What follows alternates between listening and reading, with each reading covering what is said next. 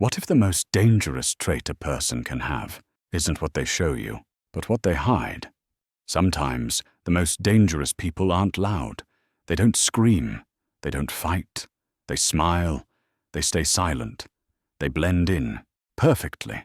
But behind that calm exterior, something is buried. A storm of emotion, a shadow of resentment, a fractured identity waiting to surface. Carl Jung, one of the most profound minds in psychology, warned us about this exact type of person. Not the one who lashes out, but the one who hides everything, even from themselves.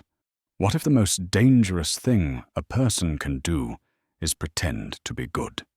This video is not just about others, it's also about you, because we all have a shadow, and what you don't face will eventually take control. Keep watching, because by the end of this video, you'll understand what Jung meant when he said, "Until you make the unconscious conscious, it will direct your life, and you will call it fate." Carl Jung believed that the human psyche isn't just a collection of thoughts and behaviors. It's a deep, layered landscape of conscious and unconscious forces.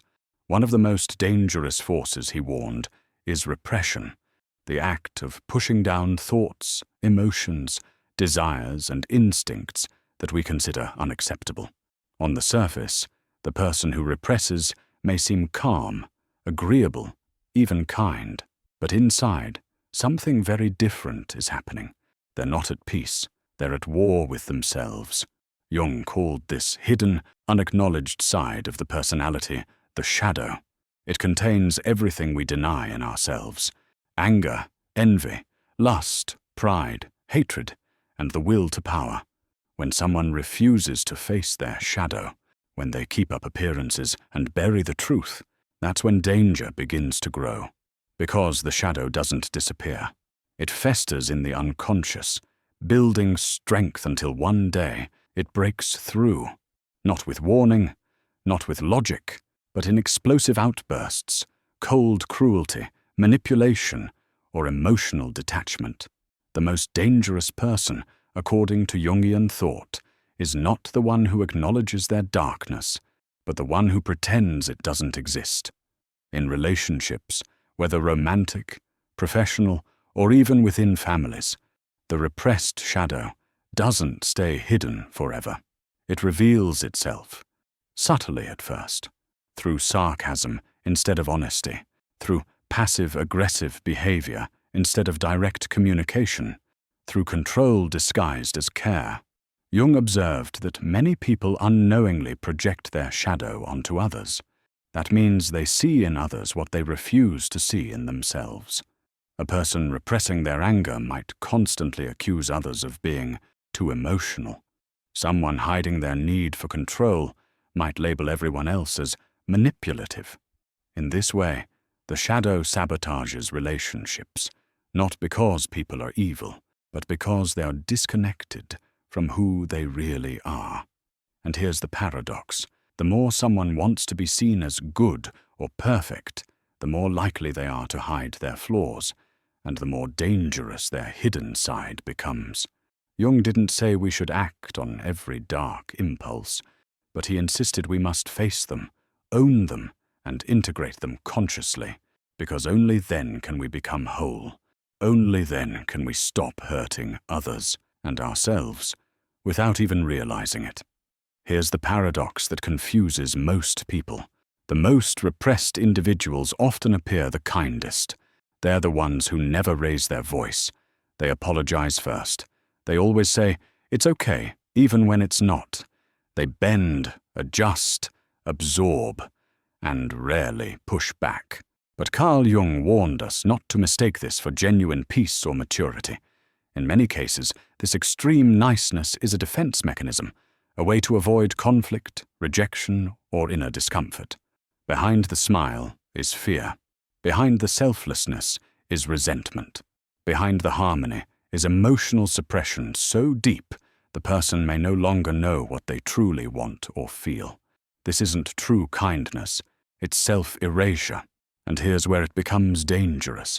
When a person represses their own needs, emotions, and desires for too long, The shadow grows stronger in the dark. Eventually, that person may explode, not just with anger, but with betrayal, cruelty, or complete emotional withdrawal.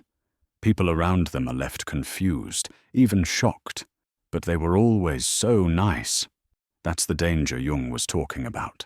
The facade is calm, but underneath is chaos. Before we continue, please take a moment to like this video. Your support helps more people discover these ideas. And if you're enjoying this journey into the mysteries of the mind, make sure to subscribe so you don't miss what's coming next. Now, back to the video. So what happens when we continue to ignore the shadow? When we keep pretending everything is fine, when deep down, it's not? Carl Jung believed that what we repress doesn't just go away. It shows up elsewhere, in nightmares, in compulsions, in sudden mood swings, in self-sabotaging behaviors we can't explain. But perhaps the most damaging consequence is this. When we deny part of ourselves, we lose control of it. The shadow becomes autonomous. It leaks out in moments of stress, in our closest relationships, and in how we treat ourselves. Some people collapse into depression, others lash out at loved ones. Some become addicted to work, substances, even toxic relationships, in a desperate attempt to keep the shadow quiet. Jung saw this as a tragedy of the modern person. We're so busy trying to be what others want us to be that we forget how to be whole. And wholeness isn't about perfection. It's about integration, facing the shadow with honesty, owning our flaws instead of fearing them, learning to understand the parts of us we once ran from, because only then can we choose who we become, instead of being ruled by who we deny. Carl Jung didn't want us to fear the darkness within. He wanted us to understand it, to realize that the most dangerous person isn't the one who yells or rages. It's the one who wears a mask for so long they no longer know who they are. The danger isn't in emotion, it's in emotional dishonesty. It's in pretending to be fine while slowly unraveling inside. It's in denying your needs, hiding your anger, repressing your sadness until it bursts out in destructive ways. But it doesn't have to be that way. You don't have to be ruled by your shadow. You can face it, understand it, and integrate it. Not to become perfect, but to become real. Because the truth is, only the person who's willing to meet their own darkness can ever truly stand in the light. If this message resonated with you, please like this video. Leave a comment below and share your thoughts. Do you relate to this idea of the hidden self? Have you ever seen this dangerous kindness in yourself or others? I'd love to hear your experience. And if you want to go deeper into Jungian psychology, shadow work, and the hidden parts of the human psyche, subscribe. Thanks for watching. Stay curious and stay courageous. See you in the next video.